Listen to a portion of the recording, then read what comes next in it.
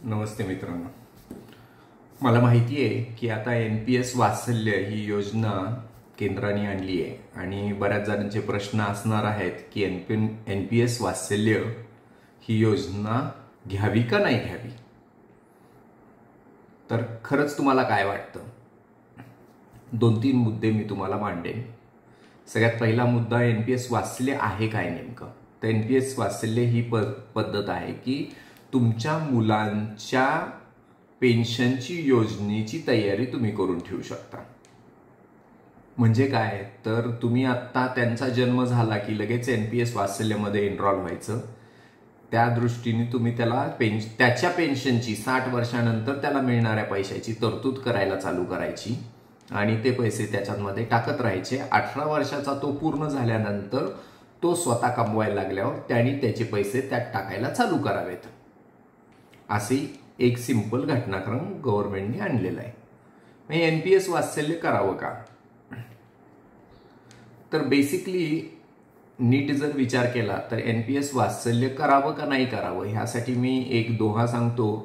तो म्हणजे हा की पूत सपूत तो काहे धनसंचय आणि दुसरं पूत कपूत तो काहे धनसंचय.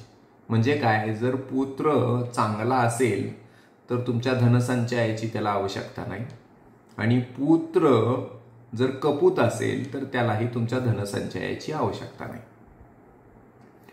गंमत अशी आहे की मला पुत्राला जर सपूत करायचं असेल तर मी त्याच्या पेन्शनची योजना करण्यापेक्षा त्याच्या 18व्या वर्षी त्याला योग्य शिक्षण आणि त्याला योग्य संस्कार देणं जास्त महत्वाचं आहे. कारण त्याला मी पैसे देण्यापेक्षा पैसे कमवण्याचं शस्त्र देणं जास्त फायद्याचं. हे जास्त इम्पॉर्टंट आहे, हे लक्षात घ्या. म्हणजे त्याचा फायदा हा होईल की ते लॉंग टर्म टिकेल आणि त्याचा आउटपुट चांगला येईल. तर त्यामुळं NPS वात्सल्य इथं एका पहिल्या ठिकाणीच फेल होतीये असं माझं मत आहे. त्याच्या शिक्षणाला लागणारे पैसे जर नसतील अवेलेबल तर तुम्ही त्याची पेन्शन तयार करून काय मिळवणार आहात. दुसरा महत्वाची गोष्ट की तरीही मला ही योजनेत भागच घ्यायचा आहे. तर मग मी तुम्हाला हे सांगेल की सगळ्यात पहिलं काम करा, स्वतःची रिटायरमेंट कंप्लीट करा. त्याचा गोल सगळा पूर्ण तयार झाला असेल तर मग तुम्ही म्हणा ठीक आहे, हरकत नाही, माझी रिटायरमेंट गोल पूर्ण झालाय. त्यानंतर मुलाच्या शिक्षणाचा सगळा गोल पूर्ण झालाय, तो कंप्लीट करा.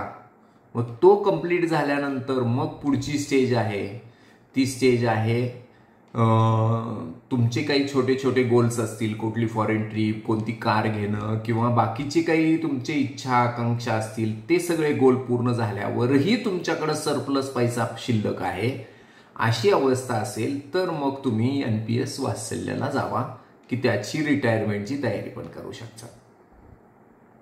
मला वाटतंय मी बऱ्यापैकी सगळं तुम्हाला क्लिअर सांगितलं असेल.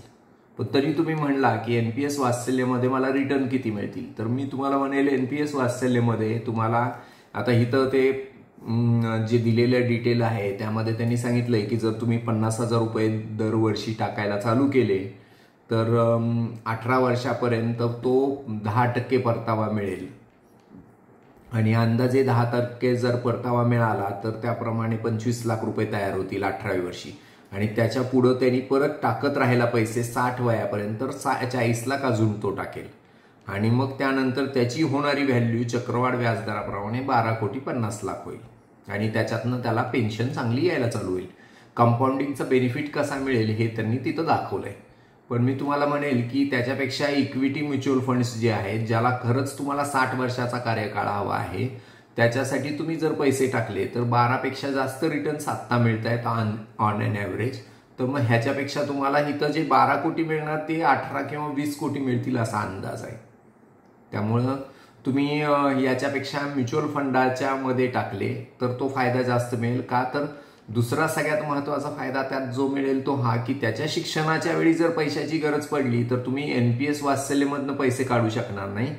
पण तुम्ही जो म्युच्युअल फंड घ्याल तो जन्मल्या त्यातनं मात्र तुम्ही ते पैसे काढून घेऊ शकताल. त्यामुळे मला वाटतंय असा विचार करायला हरकत नाही. थँक्यू.